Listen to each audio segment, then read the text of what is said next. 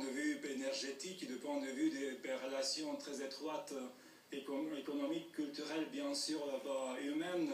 C'est un pays aussi qui pourrait influencer de manière très positive ou moins positive le déroulement de la situation en Transnistrie. C'est pourquoi ce qui se passe là-bas a généré beaucoup de préoccupations, d'inquiétudes en Moldavie.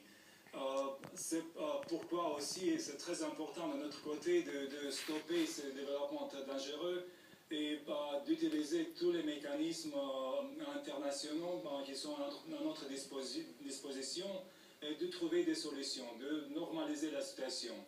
Ce qui se passait à Odessa, un pays qui se trouve pas très loin de nous, c'est seulement 200 km, quand on a perdu beaucoup de vies humaines, beaucoup de personnes étaient blessées, c'est bien sûr augmenter le niveau de tension, d'inquiétude en Moldavie. D'autres points, ce qui se passe en Moldavie, bien sûr, pourra affecter la situation économique et les objectifs qu'on se propose d'attirer cet an. C'est pourquoi, encore une fois, la question la plus importante pour nous, c'est de trouver une solution, de stopper cette escalation de la situation. Et bien sûr que pour nous, le principe principal, c'est de respecter la souveraineté et l'intégrité territoriale de l'Ukraine. Alors cette situation vous donne, Monsieur le Premier ministre, une position stratégique. Quelle est aujourd'hui votre priorité en tant que chef du gouvernement de la Moldavie? Bien sûr que la priorité du gouvernement et des autorités moldaves, c'est de continuer le processus de modernisation, c'est-à-dire de européanisation de la Moldavie. Et cela signifie de continuer le parcours européen, c'est-à-dire de faire le rapprochement avec l'Union européenne, c'est-à-dire avec les valeurs, avec les standards pays européens qui ont fait preuve de leur viabilité déjà dans l'autre pays de l'Europe centrale. La plus principale, c'est de continuer de créer des institutions fonctionnelles,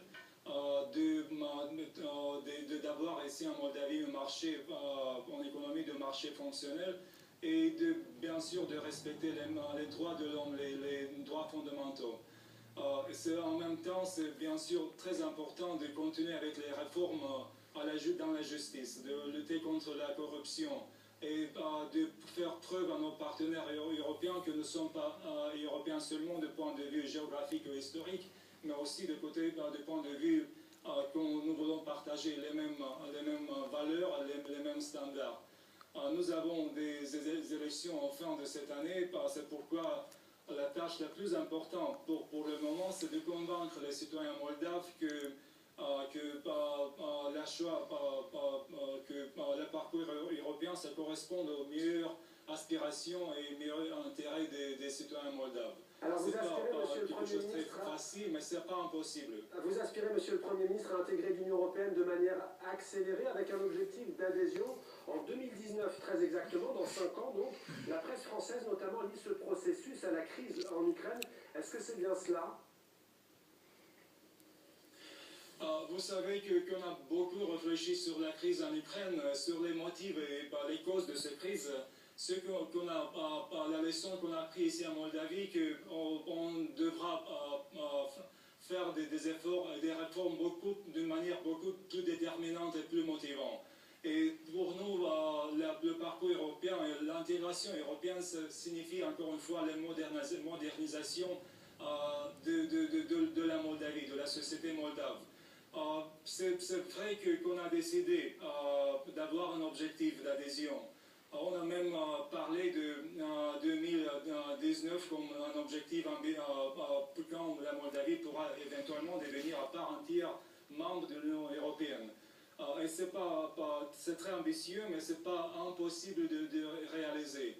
Je me souviens, 2 ans avant, quand on parlait de la tâche d'avoir le régime sans visa, le nombre de sceptiques à Chisinau, à Moldavie, c'est-à-dire, mais aussi dans plusieurs capitales européennes, Aujourd'hui, c'est déjà une réalité, c'est quelque chose qui marche et c'est le résultat d'un travail commun avec les partenaires européens. À propos, je me souviens très bien de la rencontre que j'ai eue à Paris avec l'ancien ministre des Affaires intérieures, l'actuel Premier ministre français, qui m'a assuré de la soutien total de la France pour aboutir cet objectif de régime sans visa. Aujourd'hui, les citoyens moldaves sont beaucoup plus libres. Vous évoquez les ayant visas, ce droit de voyager sans visa dans l'espace européen. C'est pourquoi j'espère que les partenaires européens,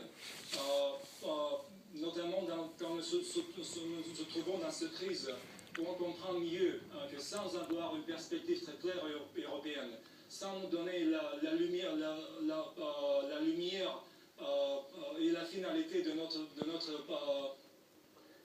engagement, ce sera très difficile d'établir dans notre région une stabilité et une situation de prospérité. Alors là, monsieur le Premier ministre, on ne voit pas d'un très bon œil votre rapprochement avec la Moldavie. Vous avez envie d'Europe, mais la Russie... Vous avez envie d'Europe, monsieur le Premier ministre, mais la Russie, elle, n'est pas tout à fait d'accord avec cette orientation. C'est d'ailleurs comme ça qu'a commencé la crise en Ukraine. Est-ce que vous avez peur, est-ce que vous ne craignez pas que ça vous attire à votre tour des problèmes? Non, il y a quelques éléments très importants. Le premier principe, c'est que c'est notre droit souverain de choisir. Et on a fait déjà ce choix stratégique. Il y a presque 4 ans et demi, quand les partis qui sont venus au pouvoir et ont constitué l'alliance qui est au pouvoir aujourd'hui en Moldavie, qui de manière très claire et sans ambiguïté ont déclaré que le but principal, fondamental, stratégique de notre pays, c'est l'intégration européenne. Mais pour nous, l'intégration européenne, ça signifie que la Moldavie deviendra plus prévisible, plus stable, ça signifiera beaucoup plus de prospérité pour la Moldavie, pour les régions. C'est-à-dire que nos partenaires, pas seulement de l'Union européenne, mais aussi nos partenaires russes, les partenaires ukrainiens, devront gagner de cette perspective très claire et de ce parcours de notre pays. Encore une fois, l'intégration européenne de la Moldavie vers l'Union européenne, ça ne signifie pas de détériorer les relations avec les partenaires russes. Au contraire, encore une fois, ça va donner à la région entière, et notamment la Moldavie, un caractère beaucoup plus prévisible et stable. Monsieur le Premier ministre, on évoquait la Russie, il y a aussi des réactions dans l'ouest de l'Europe. Prenons par exemple la France ou encore la Belgique. Il y a souvent dans ces pays-là des polémiques sur l'élargissement de l'Union européenne à des pays comme la Moldavie. Beaucoup de gens ont peur des conséquences sur le plan économique, sur le plan du travail, avec une concurrence déloyale sur le plan social. Quel est votre avis à ce sujet? Que répondez-vous à ces inquiétudes? C'est une question légitime, mais je pense qu'il y a des réponses et des réponses positives à ceci exprimées par des politiciens et citoyens français ou belgiques ou d'autres pays membres de l'Union européenne. Premièrement, je voudrais mentionner que l'intégration européenne de la Moldavie, avec une population petite, pas nombreux de tout, va bien sûr apporter des avantages, pas seulement pour la Moldavie, mais par les régions. Et ce qu'on a aujourd'hui, quand le statut de la Moldavie, c'est seulement d'un pays voisin, ça signifie seulement d'avoir une situation d'incertitude. Et l'incertitude génère et produit de l'instabilité. Je suis sûr et certain que si la Moldavie aura aujourd'hui la perspective européenne claire, et c'est la même situation avec l'Ukraine, on pourra éventuellement éviter tellement de développement tragique qu'on témoigne aujourd'hui en Ukraine. Deuxièmement, la Moldavie, c'est un pays avec un développement très dynamique économique. Et c'est le pays où il y a déjà des investissements français très importants dans le système bancaire, dans l'industrie et dans l'agriculture. Et c'est aussi, Yuri Leonka, un pays, la Moldavie, qui fait partie de l'Organisation internationale de la francophonie. Vous parlez très bien ce soir sur TV5 Monde la langue française. Quel est votre rapport à la langue française en quelques mots?